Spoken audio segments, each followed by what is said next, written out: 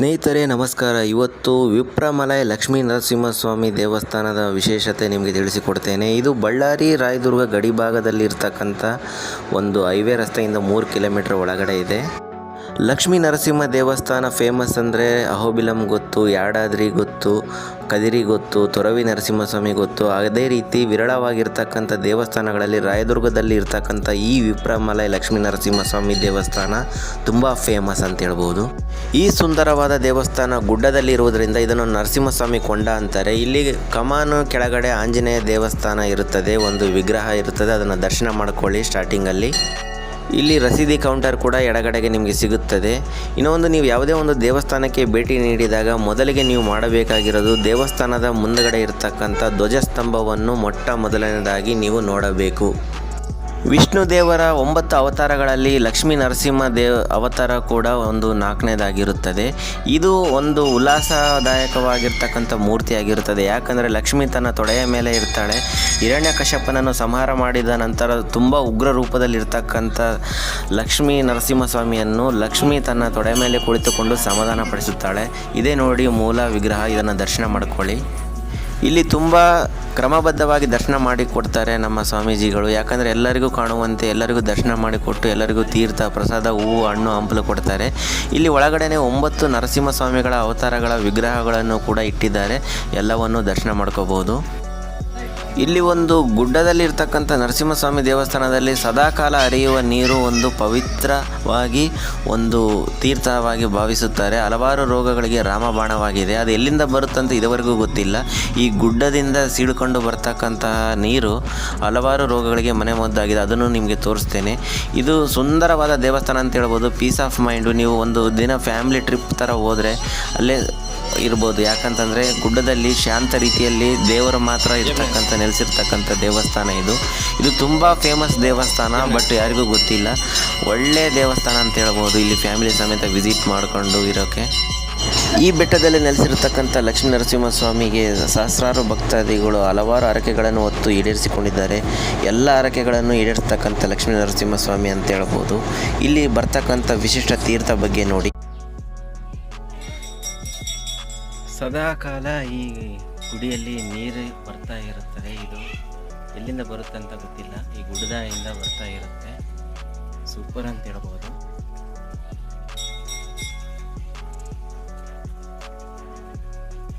ಸರ್ವ ರೋಗಗಳನ್ನು ನಿವಾರಣೆ ಮಾಡ್ತಕ್ಕಂಥ ಶಕ್ತಿ ಇದೆ ಈ ನೀರನ್ನು. ತಪ್ಪದೆ ಕುಡಿಯಿರಿ.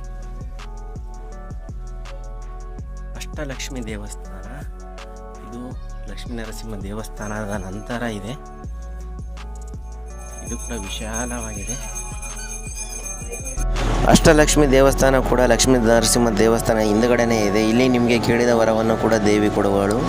ವಿಸ್ಮಯ ರೀತಿಯಲ್ಲಿ ಏನಪ್ಪ ಅಂತಂದರೆ ಇಲ್ಲಿ ಬೆಟ್ಟದಲ್ಲಿ ಸುತ್ತಮುತ್ತಲು ಬೆಟ್ಟ, ಅಲ್ಲಿಂದ ಹರಿತಕ್ಕಂಥ ನೀರು ಇಷ್ಟು ಶೇಖರಣೆ ಆಗಿ ಇಲ್ಲಿ ಜನಕ್ಕೆ ಕಾಲು ತೊಳೆಯಲು, ಮುಖ ತೊಳ್ಕೊಳ್ಳಲು ಮುಂದುಗಡೆ ವ್ಯವಸ್ಥೆ ಕೂಡ ಮಾಡಿದ್ದಾರೆ. ಅದೇ ನೀರು ಸೇವನೆ ಕೂಡ ಮಾಡ್ತಾರೆ, ಕುಡಿತಾರೆ. ಅದು ಬೆಟ್ಟದಿಂದ ಎಲ್ಲಿಂದ ಬರುತ್ತೆ ಅಂತ ಗೊತ್ತಿಲ್ಲ. ಈ ನೀರನ್ನು ಸೇವಿಸಿದರೆ ಸಾಕು, ನಿಮ್ಮೆಲ್ಲ ಕಷ್ಟಗಳು ದೂರ ಆಗ್ತವೆ. ಈ ದೇವಸ್ಥಾನದಲ್ಲಿ ನಿಮಗೆ ಮದುವೆ ಆಗಲಾರ್ದವ್ರಿಗೆ ಮದುವೆ, ಮಕ್ಕಳಾಗಲಾರ್ದವ್ರಿಗೆ ಮಕ್ಕಳು, ಸಮಸ್ಯೆ, ಕೌಟುಂಬಿಕ ಕಲಹ ಹಾಗೂ ನಿಮ್ಗೆ ಏನಾದರೂ ಮನೆ ಕಟ್ಟೋ ಸಮಸ್ಯೆ ಏನೇ ಇರಲಿ, ಬಂದು ಈ ದೇವಸ್ಥಾನದಲ್ಲಿ ಬಂದು ಈ ತೀರ್ಥವನ್ನು ಸೇವಿಸಿ ಇಲ್ಲಿ ಹರಕೆ ಹೊತ್ಕೊಂಡ್ರೆ ಸಾಕು, ನಿಮಗೆ ನೆರವೇರ್ತವೆ. ಈ ದೇವಸ್ಥಾನ ಬಳ್ಳಾರಿಯಿಂದ ಕೇವಲ 50 ಕಿಲೋಮೀಟರ್ ದೂರದಲ್ಲಿದೆ. ಹಾಗೂ ಹಿರಿಯೂರು ಚಿತ್ರದುರ್ಗದಿಂದ ಒಂದು 120 ಕಿಲೋಮೀಟರ್ ಆಗುತ್ತದೆ. ಚಳ್ಳಕೆರೆಯಿಂದ ಒಂದು 50 ಕಿಲೋಮೀಟರ್ ಆಗುತ್ತದೆ ಅಷ್ಟೇ. ಸ್ನೇಹಿತರೆ, ಈ ದೇವಸ್ಥಾನದಲ್ಲಿ ಅನೇಕ ಪವಾಡಗಳು ನಡೆದಿರ್ತಕ್ಕಂಥ ಉದಾಹರಣೆಗಳಿವೆ. ಈ ದೇವಸ್ಥಾನಕ್ಕೆ ಯಾವಾಗಲೂ ಸದಾಕಾಲ ಭಕ್ತರ ರಾಶಿಗಟ್ಟಲೆ ಬರ್ತಾರೆ. ಈ ದೇವಸ್ಥಾನದಲ್ಲಿ ಮದುವೆಗಳು ಮಾಡಿಕೊಂಡ್ರೆ ಅವರ ಜೀವನ ಚೆನ್ನಾಗಿರುತ್ತದೆ ಅಂಥೇಳಿ ಹಲವಾರು ಮದುವೆಗಳು ಕೂಡ ನಡೆದಿದ್ದಾವೆ.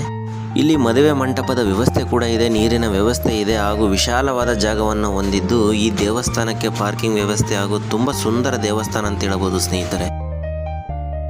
ಅಹೋಬಿಲಂ ಉಗ್ರಸ್ತಂಭ ಬಗ್ಗೆ ಯಾರಿಗೆಲ್ಲ ಗೊತ್ತಿಲ್ಲ ಹೇಳ್ರಿ. ನಂದ್ಯಾಲ ಜಿಲ್ಲೆಯ ಅಹೋಬಿಲಂನಲ್ಲಿ ನರಸಿಂಹಸ್ವಾಮಿಯ ಪವಾಡಗಳು, ನವನರಸಿಂಹಗಳ ಬಗ್ಗೆ ನಮ್ಮ ಚಾನಲಲ್ಲಿ ಒಂದು ವಿಡಿಯೋ ಇದೆ.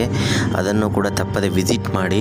ಇನ್ನೊಂದು ಏನಪ್ಪ ಅಂತಂದರೆ, ಲಕ್ಷ್ಮೀ ನರಸಿಂಹಸ್ವಾಮಿಯನ್ನು ಯಾರ್ಯಾರೆಲ್ಲ ಆರಾಧನೆ ಮಾಡ್ತಾರೋ ಅವರಿಗೆಲ್ಲ ಕಷ್ಟಗಳು ದೂರ ಆಗ್ತವೆ, ಆರೋಗ್ಯ ಸಿಗುತ್ತದೆ, ನೆಮ್ಮದಿ ಇರುತ್ತದೆ, ಧನಲಾಭ ಕೂಡ ಇರುತ್ತದೆ. ಲಕ್ಷ್ಮೀ ನರಸಿಂಹಸ್ವಾಮಿ ಯಾವತ್ತೂ ತನ್ನ ಭಕ್ತಾದಿಗಳನ್ನು ಬಿಟ್ಟುಕೊಟ್ಟ ಉದಾಹರಣೆ ಚರಿತ್ರೆಯಲ್ಲೇ ಇಲ್ಲ ಸ್ನೇಹಿತರೆ.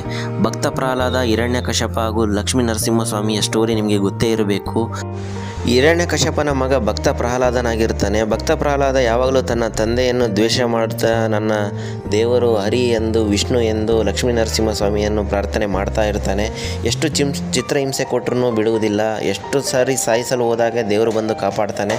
ಕೊನೆಗೆ ತನ್ನ ತಂದೆಯಾದ ಹಿರಣ್ಯಕಶ್ಯಪನೇ ಮಗನನ್ನು ಸಂಹಾರ ಮಾಡಲು ಹೊರಟಾಗ ತನ್ನ ಉಗ್ರ ರೂಪವನ್ನು ತಾಳಿ ಉಗುರುಗಳಿಂದ ಒಂದು ಧ್ವಜಸ್ತಂಭವನ್ನು, ಉಗ್ರ ಸ್ತಂಭವನ್ನು ಸೀಳ್ಕೊಂಡು ಬಂದಂಥ ನರಸಿಂಹಸ್ವಾಮಿ ತನ್ನ ಉಗುರುಗಳಿಂದ ದೇಹವನ್ನು ಸೀಳಿ ಹಿರಣ್ಯಕಶ್ಯಪನನ್ನು ಸಂಹಾರ ಮಾಡ್ತಾರೆ. ಆವಾಗ ಭಕ್ತ ಪ್ರಹ್ಲಾದನನ್ನು ಕಾಪಾಡ್ತಾರೆ. ಅಲ್ಲಿ ದೈವತ್ವವನ್ನು ಹಾಗೂ ಭಕ್ತಿಯನ್ನು ಜಯಿಸುತ್ತಾರೆ ಪ್ರತ್ಯಕ್ಷವಾಗಿ.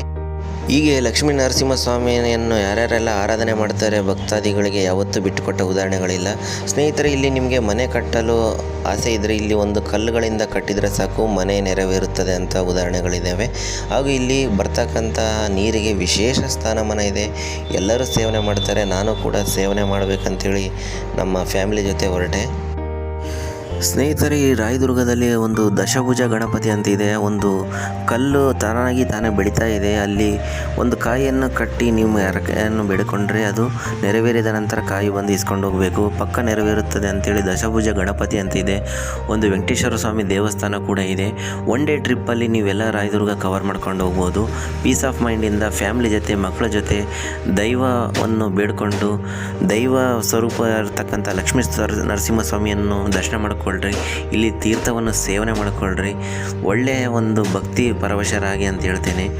ಇಲ್ಲಿ ನಮ್ಮ ಚಾನಲಲ್ಲಿ ಒಂದು ಅಹೋಬಿಲಂ ಉಗ್ರ ಸ್ತಂಭದಿಂದ ಸೀಳಿ ಬಂದಂಥ ಒಂದು ವಿಡಿಯೋ ಕೂಡ ಇದೆ. ಸ್ನೇಹಿತರೆ, ಎಲ್ಲ ನರಸಿಂಹಗಳು ಒಂದು ನರಸಿಂಹಸ್ವಾಮಿ ವಿಷ್ಣುವಿನ ಅವತಾರಗಳಾಗಿರ್ತವೆ. ಇವೆಲ್ಲವೂ ಕೂಡ ಒಂದೇ. ಹಾಗೂ ಎಲ್ಲ ದೇವಸ್ಥಾನದಲ್ಲಿ ಕೂಡ ನೀವು ಯಾವಾಗೇ ಹೋಗಲಿ ದೇವಸ್ಥಾನಕ್ಕೆ ಎದುರಿಗೆ ನಿಂತು ನಮಸ್ಕಾರ ಮಾಡ್ಕೋಬಾರ್ದು. ಲೆಫ್ಟ್ ಸೈಡ್ ಅಥವಾ ರೈಟ್ ಸೈಡಲ್ಲಿ ಸೈಡ್ ವ್ಯೂವಲ್ಲಿ ನಿಂತ್ಕೋಬೇಕು. ದೇವರಿಗೆ ಎದುರಾಗಿ ಯಾವತ್ತೂ ನಿಲ್ಲಬಾರ್ದು. ಇಂಥ ಒಳ್ಳೆಯ ಸುಂದರ ದೇವಸ್ಥಾನವನ್ನು ನೀವು ತಪ್ಪದೇ ಭೇಟಿ ನೀಡಿ ನಿಮ್ಮ ಹರಕೆಗಳನ್ನು ಹೊತ್ಕೊಂಡು ನಿಮ್ಮ ಸಮಸ್ಯೆಗಳನ್ನು, ಕಷ್ಟಗಳನ್ನು ದೂರ ಮಾಡ್ಕೊಳ್ಳಿ ಅಂತ ಹೇಳ್ತೇನೆ. ಯಾರ್ಯಾರಿಗೆಲ್ಲ ಈ ವಿಡಿಯೋ ಇಷ್ಟ ಆಯಿತು ನಿಮ್ಮ ಸ್ನೇಹಿತರಿಗೆ, ನಿಮ್ಮ ಇತರೆ ವಾಟ್ಸಪ್ ಗ್ರೂಪ್ಗಳಲ್ಲಿ ಶೇರ್ ಮಾಡಿ. ಹೆಚ್ಚಿನ ಮಾಹಿತಿಗಾಗಿ, ಇನ್ನೂ ಹಲವಾರು ವಿಡಿಯೋಗಳಿಗಾಗಿ ನಮ್ಮ ಚಾನಲ್ನ ವಿಸಿಟ್ ಮಾಡಿ, ಸಬ್ಸ್ಕ್ರೈಬ್ ಮಾಡಿ, ಲೈಕ್ ಮಾಡಿ, ಕಾಮೆಂಟ್ ಮಾಡಿ. ಧನ್ಯವಾದಗಳು ಸ್ನೇಹಿತರೆ. ತಪ್ಪಿದ್ದರೆ ಕ್ಷಮಿಸಿ.